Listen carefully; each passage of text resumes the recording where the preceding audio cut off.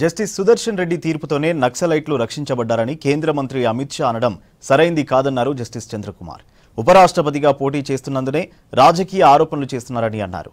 ఇరువైపులా వాదనలు విన్న తరువాతే తీర్పులు ఇస్తామని తెలిపారు. ప్రతి ఒక్కరి ప్రాథమిక హక్కు కాపాడడం కోసమే ప్రయత్నిస్తామంటున్న జస్టిస్ చంద్రకుమార్తో సత్యం ఫేస్ టు ఫేస్. ఉపరాష్ట్ర అభ్యర్థిగా పోటీ చేస్తున్న జస్టిస్ సుదర్శన్ రెడ్డిపై కేంద్ర హోంశాఖ మంత్రి అమిత్ షా ఆరోపణ చేశారు. ఈ ఆరోపణలపై ఇప్పటికే న్యాయ నిపుణులంతా కూడా అభ్యంతరం వ్యక్తం చేస్తున్నారు. ఆయన కామెంట్స్ పై మనతో మాట్లాడడానికి జస్టిస్ చంద్రకుమార్ మనతో పాటు. చెప్పండి సార్, కేంద్ర హోంశాఖ మంత్రి అమిత్ షా చేసిన కామెంట్స్ని ఎట్లా చూస్తారు? అంటే కేంద్ర హోంశాఖ మంత్రికి రాజ్యాంగం యొక్క మౌలిక విధానాలు తెలియవా ఏంటి అని అనుమానం వస్తుంది అన్నట్లు. ఎందుకనంటే రాజ్యాంగం గురించి పరిపూర్ణంగా తెలిసినటువంటి వాళ్ళు ఎవరు కూడా ఈ విధంగా మాట్లాడరు. రాజ్యాంగం అంటే ఏంటిది, రాజ్యాంగం ఏం చెప్తున్నది అంటే, ఇవాళ ఇప్పుడు ఎవరో ఉపరాష్ట్రపతి అభ్యర్థికి ఏంటి ఇండియా కూటమి నుంచి ఒకరు పోటీ చేస్తున్నారు, లేకపోతే బీజేపీ కూటమి నుంచి ఒకరు పోటీ చేస్తున్నారు, వాళ్ళ మధ్య ఏదో చర్చ జరుగుతున్నది, ఒకరు విమర్శించుకుంటున్నారు అంటే మేము ఎవరో మాట్లాడే వాళ్ళం కాదు. కానీ వాళ్ళ అమిత్ షా గారు ఏం చేశారంటే, కోర్టు తీర్పు, సుప్రీంకోర్టు తీర్పు గురించి ఆ తీర్పు వల్ల అది ఒక నక్సలిజానికి అనుకూలంగా ఉందని, నక్సలైట్ భావాలకు అనుకూలంగా ఉందని భావాన్ని వ్యక్తం చేయడం. రెండవది, ఆ తీర్పు వల్ల నక్సలైట్ ఉద్యమం ఇంకో 20 సంవత్సరాల కాలం ఊపిరి పోసుకున్నదని చెప్పడం అనేటటువంటిది. ఇది కోర్టు తీర్పు గురించి ఒక మంత్రి కానీ ఎవరైనా కానీ వ్యాఖ్యానం చేయవచ్చా? కోర్టుకున్న అధికారాలు ఏంటి, కోర్టు ఏం చేయాలా, రాజ్యాంగం ఏం చెప్తున్నది అంటే, మన భారత రాజ్యాంగాన్ని మనం ఏర్పాటు చేసుకున్నప్పుడు భారత రాజ్యాంగంలో సమానత్వ హక్కుతో పాటు మనం ఏం చేసినామంటే వాక్ స్వతంత్రం ఇచ్చాం. వాక్ స్వతంత్రంతో పాటు కులము, మతము, జాతి భేదం అనేది లేకుండా అందరికీ సమాన అవకాశాలు రాజ్యాంగం కల్పించింది అన్నట్లు. కొన్ని ప్రాథమిక హక్కులు, జీవించే హక్కు ప్రాథమిక హక్కు, ఏ మతమైనా నువ్వు ఫాలో చేయొచ్చు, ఏ విశ్వాసమైనా కలిగి ఉండవచ్చు, అది కూడా ప్రాథమిక హక్కే. ఒక రాష్ట్రానికి ఇది మనది రాష్ట్రాల కూటమి మన ప్రభుత్వం, అనేది ఒక ఓన్లీ కేంద్ర ప్రభుత్వం, కేంద్రీకృత ప్రభుత్వం కాదు, రాష్ట్రాల కూటమి. అలాంటప్పుడు రాష్ట్రాలకు కొన్ని అధికారాలు ఉంటాయి అన్నట్లు. ఈ రాజ్యాంగాన్ని మనం ఈ విధంగా మనం చేసుకున్నప్పుడు మనం ఏమన్నాం, ప్రజలు ఓట్లేసి గెలిపించిన వాళ్ళు ఎమ్మెల్యేలు అవుతారు, ఎంపీలు అవుతారు, వాళ్ళు పరిపాలన చేస్తారు. అమిత్ షా చేసిన కామెంట్ చూస్తే సుదర్శన్ రెడ్డి ఇచ్చిన తీర్పులో నిజంగా పక్షపాతంగా ఉండే అవకాశం ఉంది. మేము జస్టిస్గా ఉన్నారు, ఒక తీర్పు ఇచ్చేటప్పుడు ఉన్న వాదనలు విన్న తర్వాత ఇస్తారు. ఎందుకు ఇలాంటి రాజకీయ ఆరోపణలు చేయాల్సి వస్తుంది? ఇప్పుడు విషయం అవుతుందో, ఒక తీర్పు సరి అయింది అయినా కాదని ఎట్లా చెప్తాను?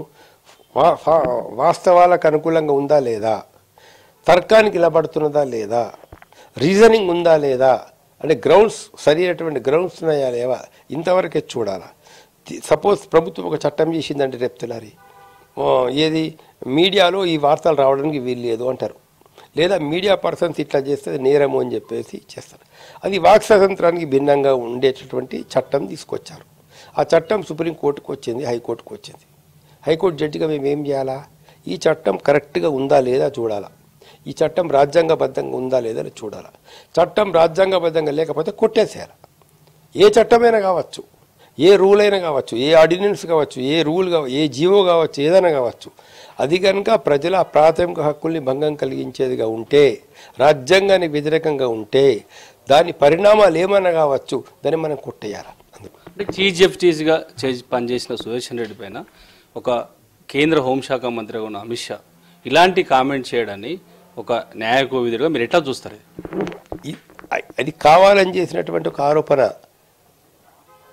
జస్టిస్ సుదర్శన్ రెడ్డి గారు చెప్పినటువంటి తీర్పు రాజ్యాంగబద్ధంగా ఉందా లేదా, జస్టిస్ సుదర్శన్ రెడ్డి గారు చెప్పినటువంటి తీర్పు ప్రాథమిక హక్కుల్ని కాపాడేదిగా ఉందా లేదా, లేదా అప్పుడు కేంద్ర ప్రభుత్వం అయితే కొన్ని రూల్స్ చేసిందో, సల్వార్ జుడుం యొక్క ఆర్గనైజేషన్ సపోర్ట్ చేసుకుంటా కొంతమంది ఆదివాసీలను రిక్రూట్మెంట్ చేసుకునే పద్ధతి పెట్టుకున్నదో, ఆ పద్ధతి కరెక్ట్ రాజ్యాంగం ప్రకారం ఉందా లేదా అంటే రాజ్యాంగం ప్రకారం లేదు అని చెప్పారు.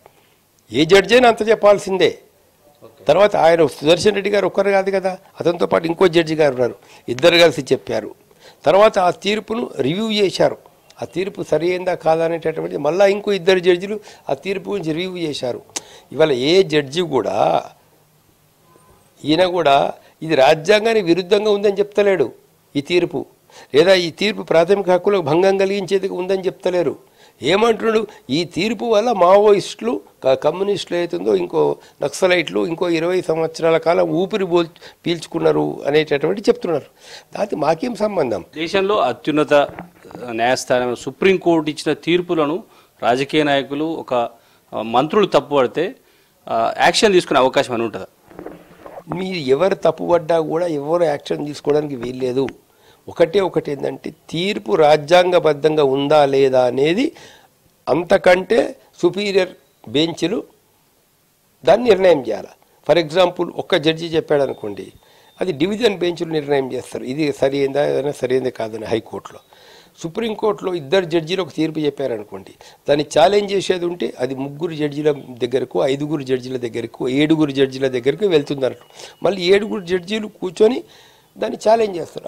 ఆ తీర్పును కనుక అప్పుడే ఛాలెంజ్ చేస్తే ఇంకో 7 జడ్జీల దగ్గరకు 9 మంది జడ్జీల దగ్గరకు వెళ్ళేది. అందరూ అప్పటికే ఒకసారి రివ్యూ చేశారు కదా, అప్పటికే మళ్ళీ ఇంకో 2 జడ్జీలు కూర్చుంటే ఆ తీర్పు గురించి మొత్తం చదివారు, అది రాజ్యాంగబద్ధంగా ఉందని చెప్పారు. తీర్పు రాజ్యాంగబద్ధంగా ఉన్నప్పుడు దాన్ని ఎవ్వరూ ఏమీ ఛాలెంజ్ చేయడానికి అవకాశం లేదు.